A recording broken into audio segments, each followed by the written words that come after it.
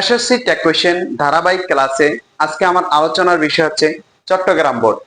দেখুন, চট্টগ্রাম বোর্ডে যে টেক কোয়েশ্চেন গুলো এসেছিল সেটি হচ্ছে the habit of reading is good.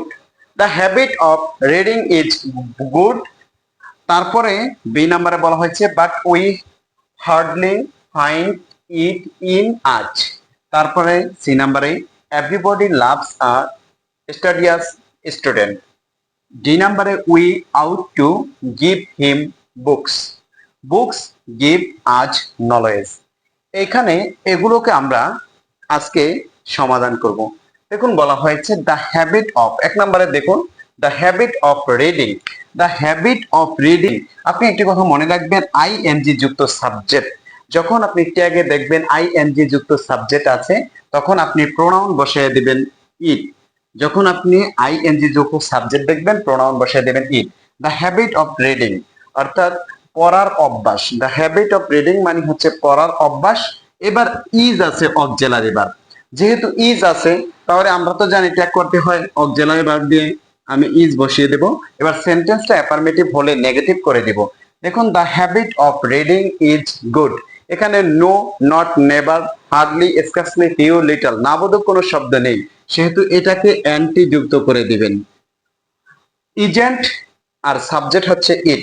তারপরটা দেখুন but we hardly find it in আজ।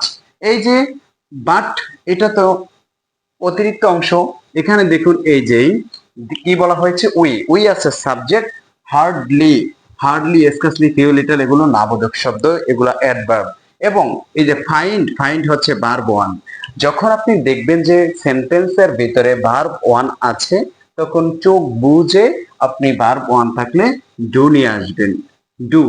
এবার ডু নিয়ে আসার পর এখন আমাকে বলা হয়েছে বাট উই হার্ডলি ফাইন্ড। আমি ভার্ব ওয়ান থাকার কারণে ডু নিয়ে আসছে।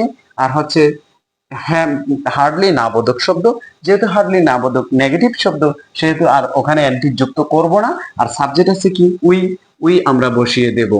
তাহলে আনসারটা হচ্ছে ডু উই।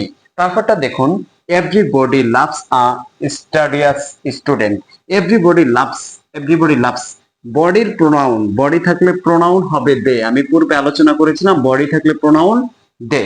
বডি যখন আপনি সাবজেক্ট দেখবেন তখনই আপনি প্রোনাউন দে বসাবেন। এবং লাভস ভার্বের সাথে এস বাই এস থাকলে ডাজ হওয়ার কথা, বাট ওখানে যেহেতু কি হয়ে গেছে দে হয়ে গেছে, দে কখনো ডাজ নেয় না, দে ডু নিবে, তাহলে এখানে হবে ডু। এখন সেন্টেন্সটা অ্যাফার্মেটিভ হলে নেগেটিভ করে দিব। Everybody loves a studious student. এখানে no, not, never, hardly, scarcely, few, little নেই, সেহেতু আমরা এখানে অ্যান্টি যুক্ত করে দিব, নেগেটিভ কোনো শব্দ নেই। আমরা জানি অ্যাফার্মেটিভ থাকলে নেগেটিভ ট্যাগ করতে হয়। তারপর দেখুন we out to give him books. Out to, out to এটা হচ্ছে মডাল অক্সিলারি। যদি অক্সিলারি ভার্ব থাকে উক্ত অক্সিলারি ভার্ব দিয়ে আমাদেরকে ট্যাগ করতে হবে। তাহলে আউট, আমরা আউটটা লিখে দেব, এটার সাথে অ্যান্টি যুক্ত করে দেব আউটেন্ট। তারপরে হচ্ছে সাবজেক্ট আছে উই, উইটা আমরা বসিয়ে দেব।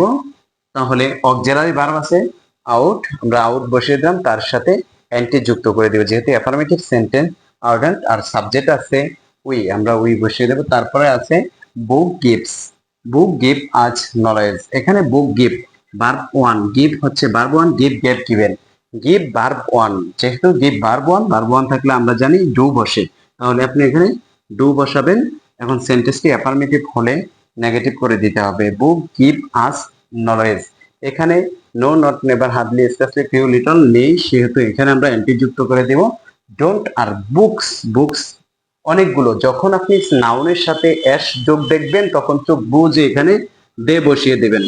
একের অধিক হইলেই দে। যখন আপনি নাউনের সাথে আপনি এস দেখবেন, দেখুন বুকস, বুক বই, বুকস অনেকগুলো, তার মানে এটার সাথে এস যোগ আছে, আপনি চোখ বুঝে দে বসিয়ে দেন, ডোন্ট দে।